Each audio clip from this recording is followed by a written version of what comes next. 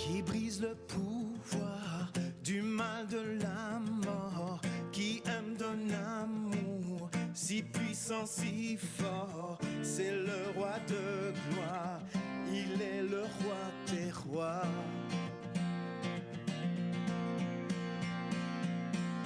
Qui secoue la terre par un saint tonnerre, qui nous émerveille par tant de mystères. C'est le roi de gloire, il est le roi des rois.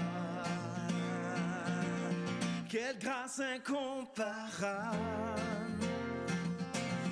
quel amour infini, que tu as pris ma croix, que tu sois mort pour moi. Tu as payé le prix pour qu'enfin je sois libre. Oh Jésus, je te chante pour ce que tu as fait.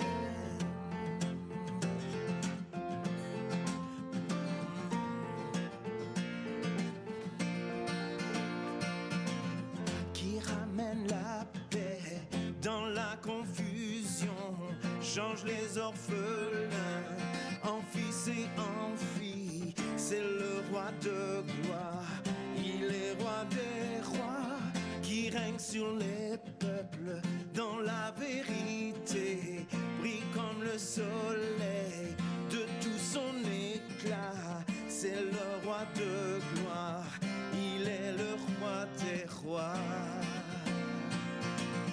Quelle grâce incomparable, quel amour infini, que tu as pris ma croix, que tu sois mort pour moi. Tu as payé le prix pour qu'enfin je sois libre. Oh Jésus, je te chante pour ce que tu as fait. Digne est l'agneau immolé, digne est le roi vainqueur sur la mort. Digne est l'agneau immolé, digne est le roi vainqueur sur la mort. Digne est l'agneau immolé, digne est le roi vainqueur sur la mort. Digne est l'agneau immolé, digne, digne, digne. Quelle grâce incomparable, quel amour infini, que tu as pris ma croix, que tu sois mort pour moi. Tu as payé le prix pour qu'enfin je sois libre. Oh Jésus, je te chante pour ce que tu as fait.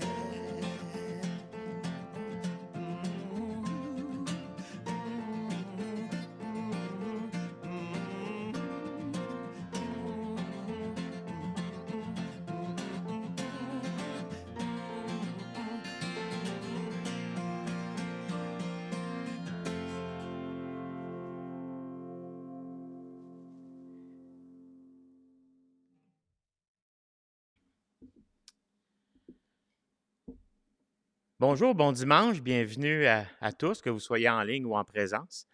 Ce matin, avec des circonstances un peu plus particulières, on a moins de monde en présence, mais on est quand même quelques-uns, puis on peut prendre du temps pour en apprendre plus sur notre Dieu et aussi prendre du temps pour mieux le connaître.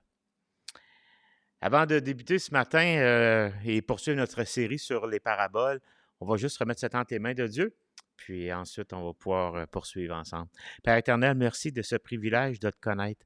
Merci de pouvoir ouvrir ta parole que tu nous as laissée, auquel on peut apprendre à mieux te connaître. On voit parmi ta parole comment tu te révèles à nous. Et Seigneur, que tout ce qu'on vit, tout ce qu'on peut sentir, ressentir, qu'on puisse le filtrer à la lumière de ta révélation que tu nous fais. Merci encore pour ce texte qu'on va étudier ce matin, que ce soit pour nous une occasion de le mettre en pratique aussi, de nous donner cette semaine des temps pour cela. Et Seigneur, qu'on ne soit pas des auditeurs oublieux, mais bien des auditeurs qui mettent en pratique ce qu'ils entendent et voient. Et dans le bon nom de Jésus-Christ qu'on t'en prie. Amen. Si ce matin, j'y vais avec des suppositions, mais que Jésus était corporellement là, les croyants croient que Jésus est là. Hein? On croit qu'il nous accompagne, qu'il est là 24 sur 24, qu'il est avec nous 7 jours sur 7, parce que c'est aussi sa promesse. Mais s'il était corporellement là, comme un jour on va le voir, hein, et qu'il voudrait répondre à toutes nos questions, on pouvait s'asseoir avec, là, pour faire une genre de table ronde, ou s'asseoir, prendre un café, peu importe qu'est-ce que Jésus voudrait prendre avec nous à ce moment-là. Mais il pourrait répondre à toutes nos questions. Surtout, je pense qu'il y en a beaucoup de ces questions-là qui viendraient sur...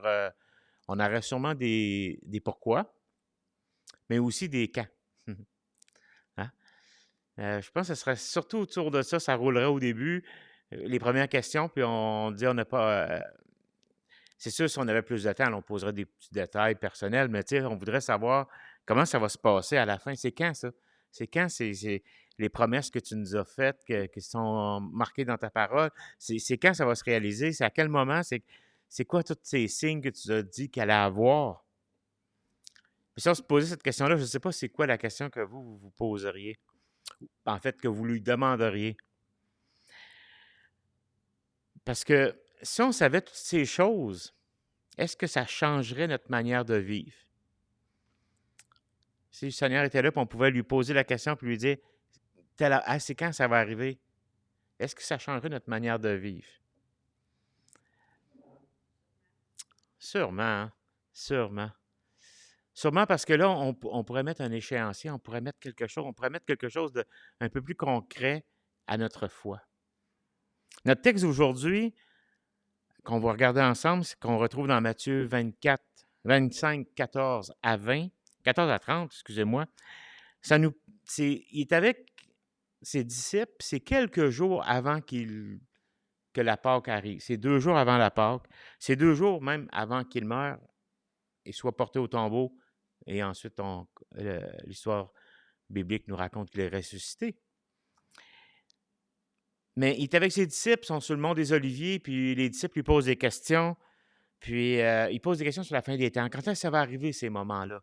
Quand est-ce que ça va arriver ton retour? Quand est-ce que ça va arriver? Même s'ils ne comprennent pas c'est quoi le retour, là, mais ils croient à l'établissement d'un royaume, puis ils savent pas encore, ils n'ont pas encore compris comment Jésus partirait, mais ils croyaient à un établissement d'un royaume. Mais là, ils posent des questions. C'est quand ça va arriver, ces choses-là? Et Jésus leur enseigne à ce moment-là qu'il va y avoir des temps difficiles, qu'il va y avoir des persécutions qui vont venir, que même ils ne le verront plus pendant quelque temps, mais qui va revenir. Et les disciples sont un peu étonnés, puis ils ne savent pas trop quoi répondre à ça, mais un des enseignements de Jésus, c'est qu'il leur dit, si on dirait en bon québécois, votre job, vous, c'est d'être prêt. Parce que vous ne connaissez pas le moment, mais je vais vous conter une histoire qui va vous aider à comprendre c'est quoi que je m'attends de vous. Et il va avec cette parabole qui est appelée la parabole des talents, qu'on va lire ensemble. On la retrouve dans Matthieu 25, à partir du verset 14. Pas de problème, il y a des bibles à l'arrière. Parabole des talents, à partir du chapitre 25, verset 14, ça nous dit ceci. Il en sera comme d'un homme qui, partant pour un voyage, appela ses serviteurs. Il leur remit ses biens. Il donna 5 talents à l'un, 2 à l'autre et 1 au troisième. à chacun selon sa capacité, et il partit. Aussitôt, celui qui avait reçu les 5 talents s'en alla, les fit valoir, il en gagna 5 autres talents. De même, celui qui avait reçu les 2 talents en gagna 2 autres. Celui qui n'en avait pas reçu n'en avait reçu qu'un, alla faire un creux dans la terre et cacha l'argent de son maître. Verset 19. Longtemps après, le maître de ses serviteurs revint et il leur fit rendre compte. Celui qui avait reçu les 5 talents s'approcha en disant, voici, Seigneur, tu m'as remis 5 talents et j'en ai gagné 5 autres. Son maître lui dit, c'est bien, bon et fidèle serviteur. Tu as été fidèle en peu de choses, je te confierai beaucoup. Entre dans la joie de ton maître. Celui qui avait reçu les 2 talents s'approcha aussi et dit, Seigneur, tu m'as remis 2 autres. Tu m'as remis 2 talents et voici, j'en ai gagné 2 autres. Son maître lui dit, c'est bien, bon et fidèle serviteur. Tu as été fidèle en peu de choses, je te confierai beaucoup. Entre dans la joie de ton maître. Celui qui n'avait reçu qu'un talent s'approcha ensuite et il dit, Seigneur, je savais que tu es un homme dur, qui moissonne où tu n'as pas semé et qui amasse où tu n'as pas vanné. J'ai eu peur et je suis allé cacher ton talent dans la terre. Voici, prends ce qui est à toi. Son maître lui répondit, serviteur méchant et paresseux, tu savais que je moissonne où je n'ai pas semé, que j'amasse où je n'ai pas vanné. Il te fallait donc remettre mon argent au banquier, et à mon retour, j'aurais retiré ce qui est à moi avec un intérêt. Ôtez-lui donc le talent et donnez-le à celui qui a les 10 talents, car on donnera à celui qui a, et il sera dans l'abondance, mais à celui qui n'a pas, on ôtera même ce qu'il a. Et le serviteur inutile, jetez-le dehors dans les ténèbres, où il y aura des pleurs et des grincements de dents. La semaine passée, dans le cadre du début de la série, on avait vu qu'on ne peut pas analyser chaque petit élément d'une parabole parce qu'il faut le regarder à la lumière de l'enseignement, de la vérité que le Seigneur veut nous donner par rapport à ça. Parce que là, on pourrait dire, le talent signifie ça, la tunique du serviteur veut dire ça. On pourrait aller avec tellement de hyperbole que finalement, on se perdrait dans l'idée auquel le Seigneur, lui, voulait nous enseigner, voulait enseigner à ses disciples. Et lorsqu'il prend cette parabole, c'est dans le contexte où il demande c'est quoi le royaume. Comment qu'on vit dans le royaume. Et ici, dans le contexte, ça a un rapport avec son retour. L'emphase est mise sur l'attitude du croyant durant l'absence et aussi son attitude jusqu'au moment du retour du Maître. Durant l'absence de Jésus jusqu'à son retour, la façon dont doivent vivre ceux qui se disent disciples de Jésus sera démontrée dans la manière où ils vont avoir accompli leur responsabilité. Comme beaucoup de paraboles, elle nous est donnée pour nous faire comprendre des vérités spirituelles. Non pas pour nous dire, le trou dentaire, ça signifie telle affaire. Jésus prend juste des éléments autour de lui, comment que les gens vivaient. On avait vu la parabole du trésor, comment des fois les gens, ce qu'ils faisaient, mais ils ne faisaient pas confiance des fois au système des banques, puis ils enterraient un trésor dans le champ ou ils le cachaient là, puis souvent, si les gens mouraient, quelqu'un pouvait éventuellement trouver un trésor un peu random au hasard, entre guillemets, dans un champ. Puis on avait vu cette parabole la semaine passée, mais c'est un peu dans le même contexte. Il y en a un qui a dit, moi, je vais cacher l'argent. Puis c'est ce qu'il a fait. Cette parabole-là nous aide à comprendre la façon dont devraient vivre les citoyens du royaume durant l'absence du Maître. On vit présentement les événements qui sont racontés dans cette parabole, parce que Jésus est parti faire un long voyage. Et au moment où il a quitté ses disciples, ça nous est raconté dans Acte 1:9, quand il dit, voici, je vais être avec vous, mais moi, je vous quitte, puis un jour, je vais revenir vous chercher lorsque ça sera prêt. Puis on vit dans ces temps-là où le Maître n'est plus physiquement avec nous. Mais il nous a laissé le Consolateur. Puis Jésus a promis qu'il va revenir. Puis il va revenir, même si certains en doutent, comme il est rapporté dans 2 Pierre 3:9. 2 Pierre 3:9 nous dit ceci, « Le Seigneur ne tarde pas dans l'accomplissement de la promesse, comme quelques-uns le croient, Mais il use de patience envers nous, ne voulant pas qu'aucun périsse, mais voulant que tous arrivent à la repentance. Ça fait longtemps que le Maître est parti, que Jésus est parti. On ne sait pas quand est-ce qu'il va revenir. Mais on sait qu'il va revenir, puis il va nous demander qu'est-ce que vous avez fait de ce que je vous ai donné.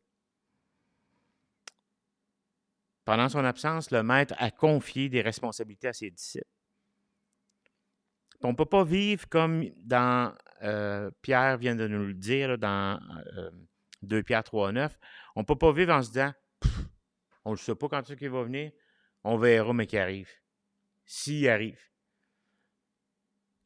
Non, il ne tarde pas. Il use de patience envers nous. Puis pendant ce temps de patience, il nous a dit quoi?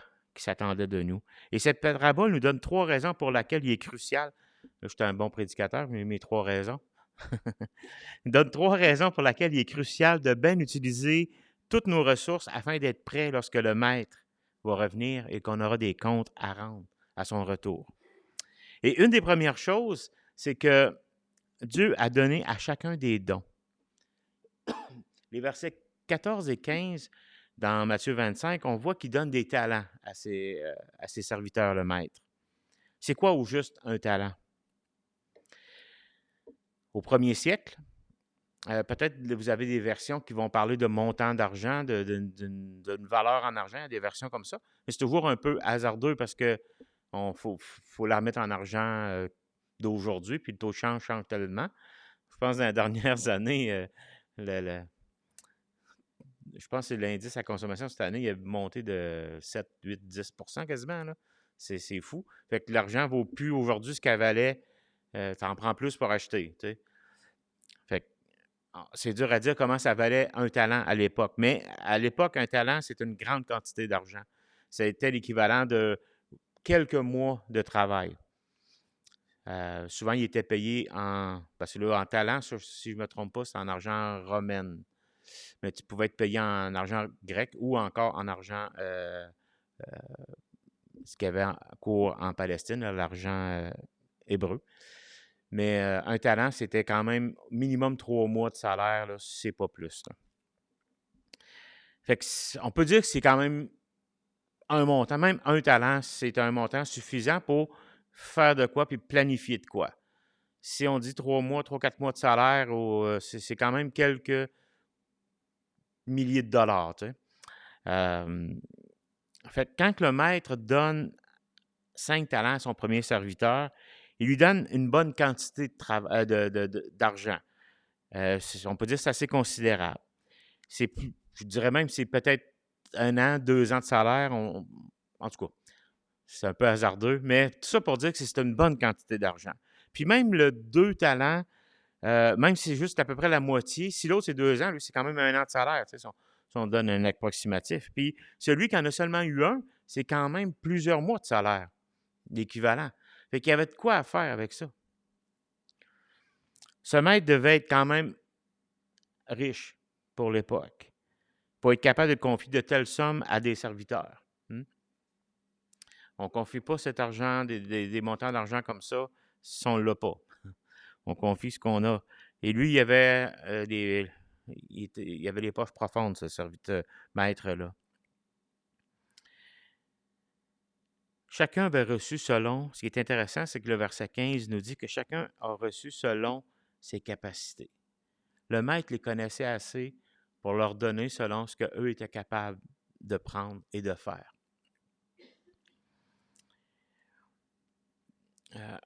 En tant que parent, des fois, on a des enfants. Ben, quand on est parent, on a des enfants. Bon, on connaît les capacités, puis tout dépendant de l'âge qu'ils ont. Hein. C'est sûr qu'à 1 an, on n'exige pas la même chose qu'à 14 ans. Puis il vient un temps qu'on ne peut plus exiger grand-chose. Là.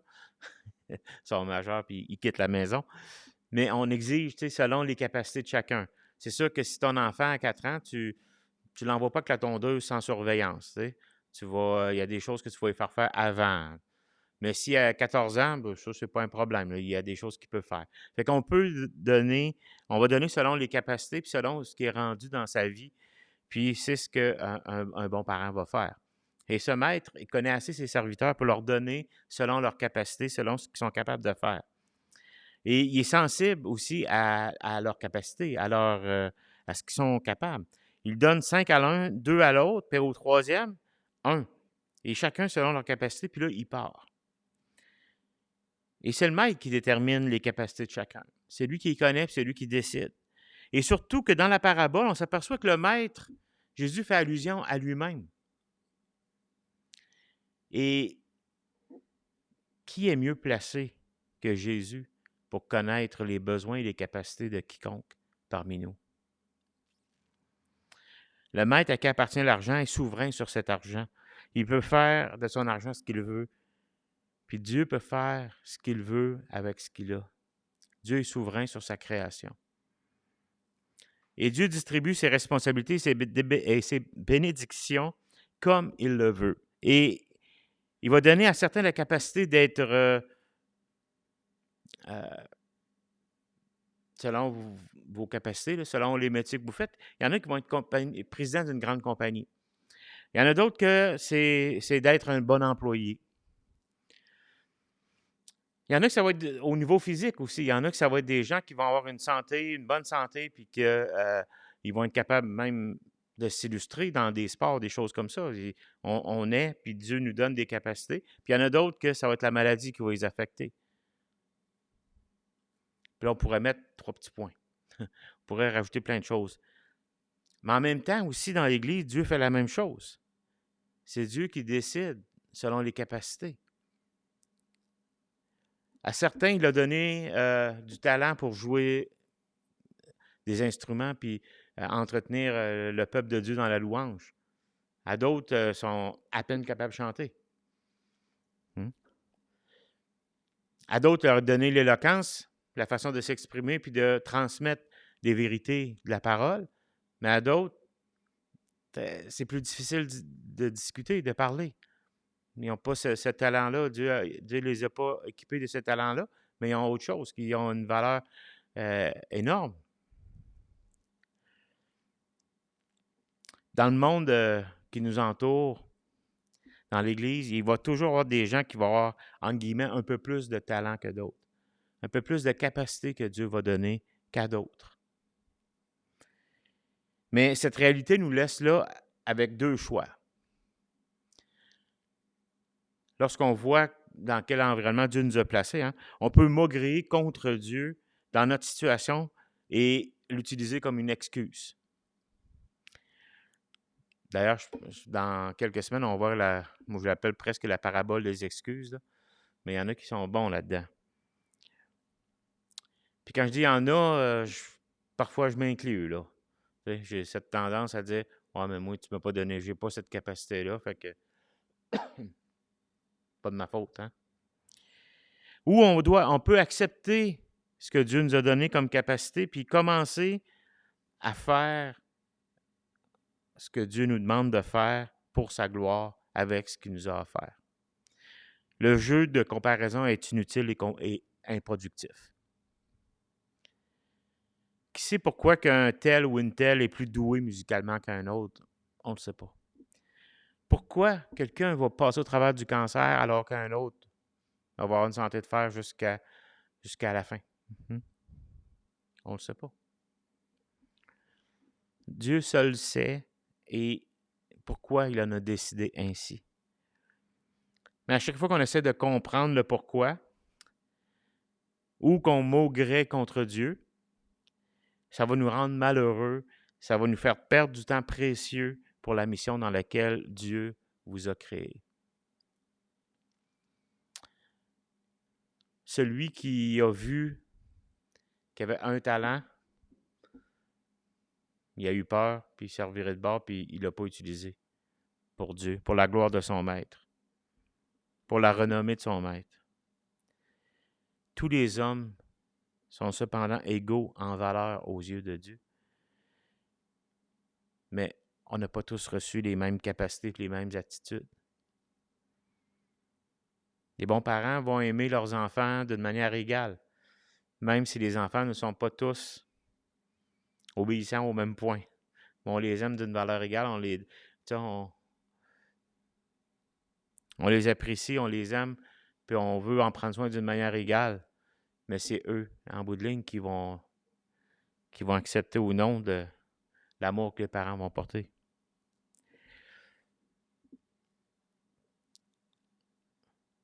La vraie question, c'est pas de savoir pourquoi je suis différent par rapport aux autres, mais qu'est-ce que je dois accomplir avec ce que Dieu m'a donné avant le retour de Jésus. Notre vie, c'est un cadeau que Dieu nous a fait. Et ce qui va faire la différence, c'est pas en tant que tel le cadeau qu'on a reçu, mais ce qu'on va faire avec. Parce que même au travers de la maladie, même au travers de l'épreuve, même au travers d'un nombre limité de capacités, ce qu'on va en faire, c'est ce qui va glorifier Dieu. Et c'est ce qui va donner la valeur encore plus à ce cadeau que Dieu nous offre. Dieu a donné à chacun des dons. Et les dons que Dieu nous donne sont à investir. À partir du verset 16 jusqu'à 30, on voit qu'il est important d'investir pour le maître dans le royaume. Les 2 premiers serviteurs ont investi 100% de leurs responsabilités. Le premier en a eu 5, il en a récolté 5 de plus. Le second en a eu 2, il en a récolté 2 de plus. Lequel des 2 a le plus récolté? Ça dépend comment on compte. Mais aux yeux de Dieu, les 2 ont donné leur 100% de leur investissement. Ils ont rapporté la même chose aux yeux de Dieu. Hein? On peut croire que celui qui en a récolté en tout 10 a mieux travaillé, mais c'est faux. Les 2 ont travaillé à 100% à la mesure de leur capacité. Puis les 2 ont été qualifiés de bons et fidèles serviteurs. Dans le cas du troisième, c'est complètement différent. Il avait commencé avec un talent, puis il a terminé avec un talent. Le problème, ce n'est pas la quantité d'argent qu'il avait reçu, c'est pas ça du tout, mais c'est l'absence d'investissement que ce serviteur a fait. En fait, il n'a pris aucun risque, aucune aventure, aucune foi.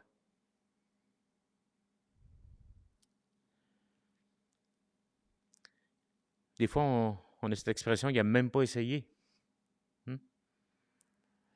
Il a pris son talent, il l'a caché dans la terre pour ne pas le perdre. Et c'est ce qu'il a dit à son maître. J'ai eu peur. J'ai eu peur de perdre. La réalité, en fait, c'est que ce serviteur-là, il se trouve des excuses, puis encore pire que l'excuse, il accuse son maître. Il dit, je sais que tu es dur, que tu exiges beaucoup de nous. Ben, de lui-même, là, ce qu'il disait. Tu exiges, tu sais, tu vas prendre ce qui n'est pas à toi et tu vas... Tu sais, il accusait son maître. Les 3 hommes savaient que le maître était pour revenir. Ils savaient qu'il y avait des comptes à rendre. C'est pourquoi les 2 premiers se sont concentrés sur le travail à faire. Les 2 premiers se sont concentrés sur le respect qu'ils avaient envers leur maître. Ils savaient qu'en plus qu'il avait affaire à un homme équitable, ils savaient qu'il pouvait être un homme très généreux. Par contre, le troisième, est-ce qu'il y avait une véritable crainte de son maître? Parce que s'il y avait cette véritable crainte-là, en quelque sorte, il l'aurait investi comme les 2 autres. Mais il a plutôt vécu dans la peur, puis il n'en a rien fait du tout. Il a préféré jouer au coffre-fort, puis il a fini par tout perdre. C'était quoi son problème? En fait, il croyait qu'il connaissait son maître, mais ce n'était pas le cas. Et parce qu'il ne le connaissait pas, il ne s'est pas confié en son maître. Et parce qu'il ne s'est pas confié en son maître, il n'a rien fait. Parce qu'il ne connaissait pas son maître, c'est pour ça que son maître, à la fin, a dit qu'il allait être jeté dans le lieu des pleurs, dans l'obscurité, qu'il allait être jeté en dehors du royaume. La base de son inaction, c'est l'absence d'une relation avec son maître. S'il ne connaissait pas son maître. C'est la même chose pour nous. Lorsqu'on a une relation avec Dieu, lorsqu'on est connu de Dieu, lorsqu'on connaît Dieu, on porte du fruit. Lorsqu'on connaît Dieu, on attend son retour. Même si ce ne sera pas de notre vivant, même si ce n'est pas de notre vivant, on l'attend pareil. Parce qu'on ne sait pas à quel moment il va revenir. Et lorsqu'on attend son retour, on vit comme si Jésus va revenir aujourd'hui. Je vous ai posé la question au début, hein, qu'est-ce que vous feriez si on avait la chance, le privilège d'avoir Jésus physiquement avec nous, puis qu'on pouvait lui poser des questions, puis qu'il était là pour nous répondre. Moi, je vous ai dit un peu qu'est-ce que j'aurais le goût d'y poser comme question, puis d'avoir comme réponse. Mais cette parabole aussi, elle met en lumière que tous ceux qui s'appellent serviteurs ne le sont pas nécessairement. Puis je vous dirais que c'est la même chose que tous ceux qui se disent chrétiens ou qui s'appellent chrétiens ne le sont pas nécessairement.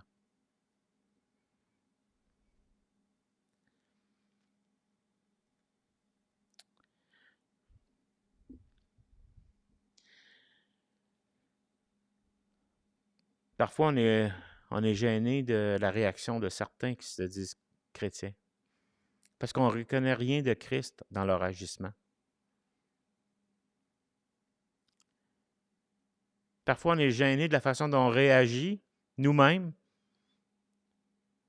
parce que nous-mêmes, on sait que de la façon dont on agit, parfois, il y a peu de Christ en nous. On ne lui laisse pas la place. Il y en a qui ne vivent pas pour le Seigneur parce qu'ils ne connaissent pas le Seigneur. Est-ce que tu connais ton maître? Luc 6, 44 nous dit ceci. « Car chaque arbre se connaît à son fruit. On ne cueille pas des figues sur des épines, et on ne vendange pas des raisins sur des ronces. » Cette parabole-là n'est pas faite pour partir dans une recherche de faux, des faux parmi nous, puis se mettre à fouiller partout, puis à dire, comme on dit en québécois, une chasse aux sorcières. Là. C'est pas ça du tout le but. Mais c'est comment qu'on doit réagir, nous, en tant que serviteurs de Dieu, avec ce qu'il nous offre, ce qu'il nous donne. C'est quoi le plus gros cadeau que Dieu nous offre? Le salut, la vie éternelle. Vous savez que ça se partage, ça, hein? Qu'on peut partager la vie, qu'on peut partager le salut, qu'on peut le faire connaître à d'autres. On n'a pas besoin ici d'avoir de talent. On n'a pas besoin à ce moment-là d'être des musiciens, d'être des personnes éloquentes. On a simplement besoin de raconter notre histoire de salut avec Dieu. Ça, c'est peut-être la personne qui a eu un talent qui est capable de faire ça. Mais c'est une richesse incroyable de gens partant.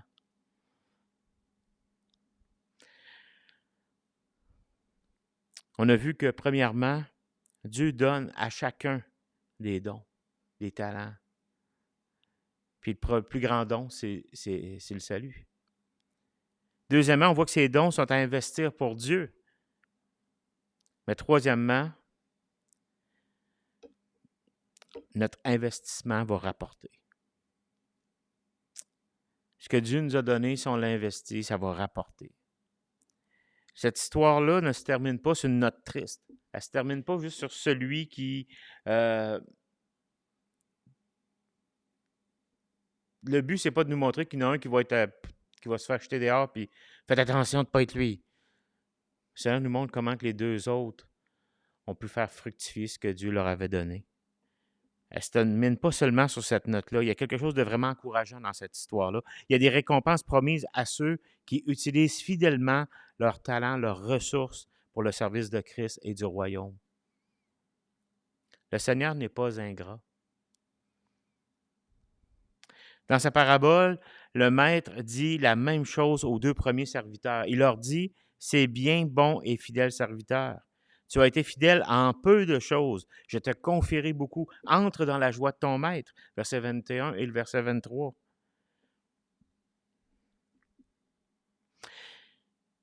Pensez-vous que ce ne serait pas exceptionnel que le Dieu saint de l'univers pourrait te regarder là, et te dire, « C'est bien, bon et fidèle serviteur. »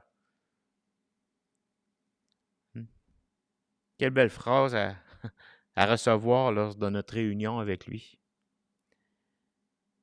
Mais il faut se souvenir que ce que le Seigneur nous commande de faire, c'est toujours selon nos capacités avec sa puissance. Puis les capacités qu'il nous a données avec sa puissance par son esprit. Jamais il nous demande de faire des choses au-delà de nos capacités, au-delà de ce qu'il nous donne. Mais sa puissance est sans limite. Ça me rappelle toujours lorsque les gens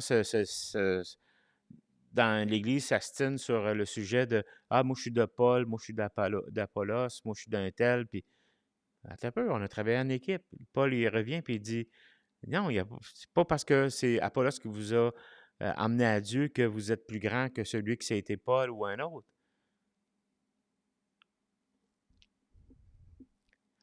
On a travaillé en équipe. Il y en a un qui a planté, il y en a un qui a arrosé, mais c'est Dieu qui fait croître.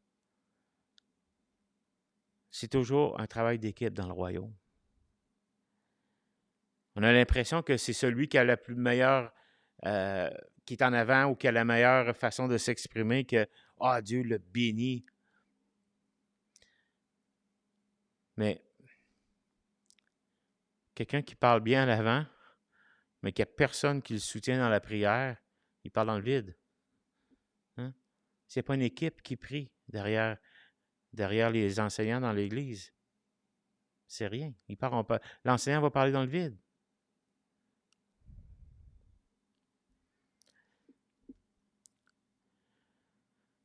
C'est un travail d'équipe.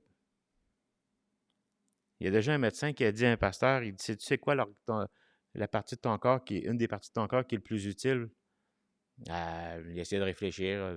Ma langue, mes yeux. Non, il dit ton gros orteil. Parce que sans tes gros orteils, tu aurais de difficulté à rester debout pour enseigner. Tu n'aurais pas ton équilibre. C'est l'orteil c'est les orteils qui te gardent en équilibre. Puis c'est rare que moi je prêche, je pense à mes orteils. En fait, là, c'est la première fois que je le fais. Là. Je pense à mes orteils pendant que je prêche. Mais c'est des parties que ça joue un rôle dans l'ombre. Puis c'est bien correct. Je pense pas que vous voulez voir mes orteils non plus. Là. Mais c'est une partie dans l'ombre, c'est très utile parce que sinon, je serais soit assis ou j'aurais une position qui, bon, ça empêcherait, Dieu donnerait autre chose, mais autrement dit, quelqu'un qui est à l'œuvre pour Dieu, il n'est qu'une partie de l'équipe, une partie des serviteurs du Maître.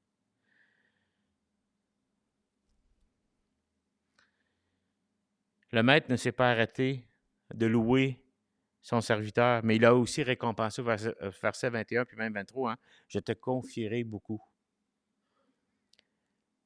Il n'aura pas juste dit, vous êtes fidèle, il a dit, je vais te confier beaucoup. Ça démontre que la générosité de notre Seigneur, elle va être grande au moment de son retour. Et ça fait quelque chose, ici dans ce passage-là, ça fait aussi référence à ce qu'il va y avoir dans le royaume futur.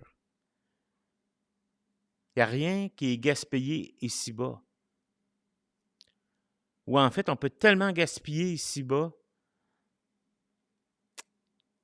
puis oublier qu'en se disant, au ciel, de toute façon, tout est à recommencer à zéro. Regardez qu'est-ce qu'on va faire au ciel. Dans Apocalypse 23, 22, 3, je ne l'ai même pas écrit au complet.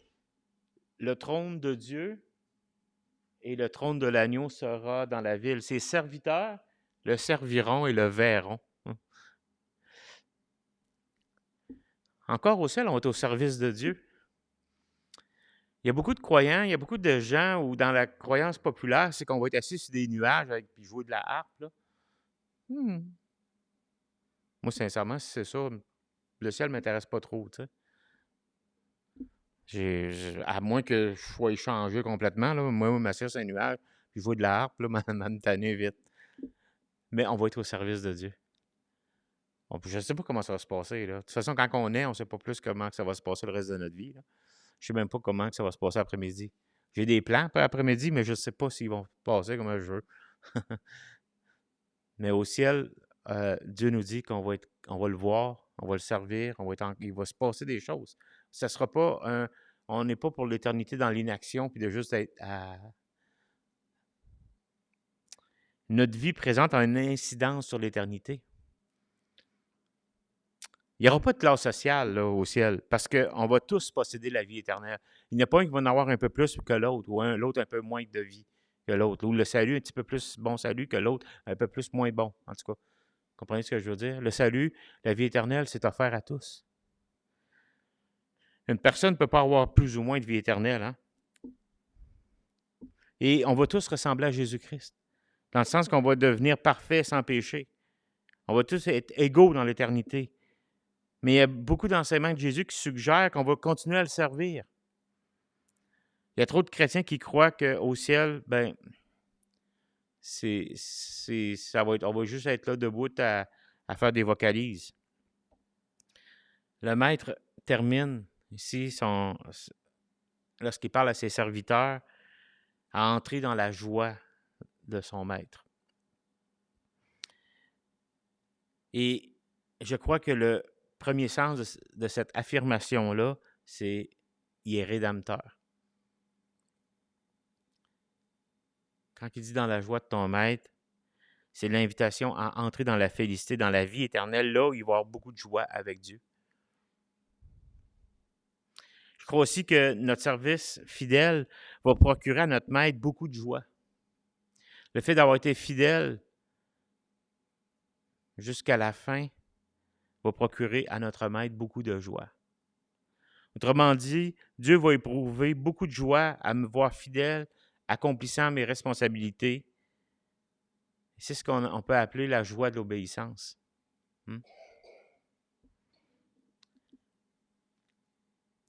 Se faire appeler bon et fidèle serviteur ne fera pas de nous une meilleure classe de chrétiens ou de rachetés rendus au ciel.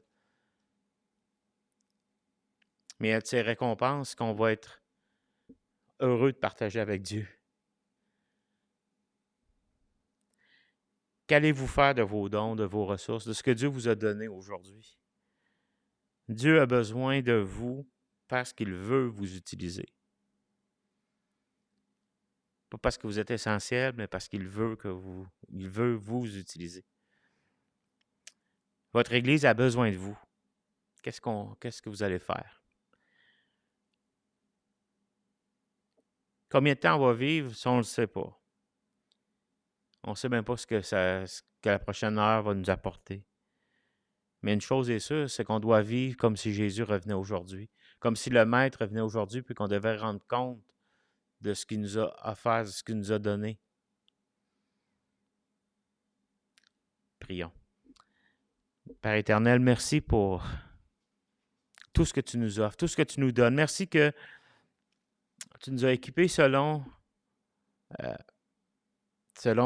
nos capacités, mais selon ta puissance aussi.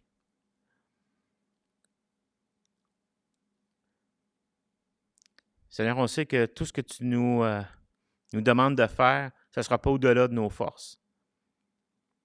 Mais tu as tellement de puissance que on ne doit pas s'arrêter à dire « Ah, mais moi, je ne parle pas bien, moi, je ne suis pas bon dans ça. » Si, Seigneur, tu nous équipes, tu nous mets sur le cœur de te servir, de te chanter, de prier, il n'y a pas de limite à ce que tu peux faire. Merci que ton esprit est là qui nous fortifie. Ton esprit est là qui nous convainc. Ton esprit est là pour nous diriger dans chacun des aspects de notre vie parce que tu es présent avec nous. Seigneur, qu'on soit trouvé bon et fidèle serviteur jusqu'à la fin. Donne-nous ce privilège de dire comme Paul, d'avoir combattu le bon combat, d'avoir couru la course et, Seigneur, d'avoir cette joie de recevoir cette couronne de justice, cette couronne de fidélité, de persévérance que tu vas nous offrir lorsque nous serons réunis avec toi. Aujourd'hui, demain ou au moment où tu le décideras. Merci encore pour ces enseignements. Puis Seigneur, qu'on puisse être trouvé obéissant. Et dans le bon nom de Jésus-Christ qu'on t'en prie. Amen. Alors pour ceux qui sont en ligne je vous fais une dernière annonce cette semaine. Si vous êtes en santé, si tout va bien, on devrait avoir des rencontres sur un patio quelque part. Suivez le Messenger puis la page Facebook de l'Église pour voir ça va être à quel endroit. Puis réserver pour qu'on sache combien de chaises qu'on doit emmener puis tout ça. Donc, je sais que ça va être Joanne qui nous invite. J'en dis pas plus en ligne. Les autres, allez voir les médias sociaux pour voir c'est à quel endroit, puis à quelle heure, puis tout ça. Donc, je vous souhaite une belle semaine à tous. Que le Seigneur vous bénisse. Amen.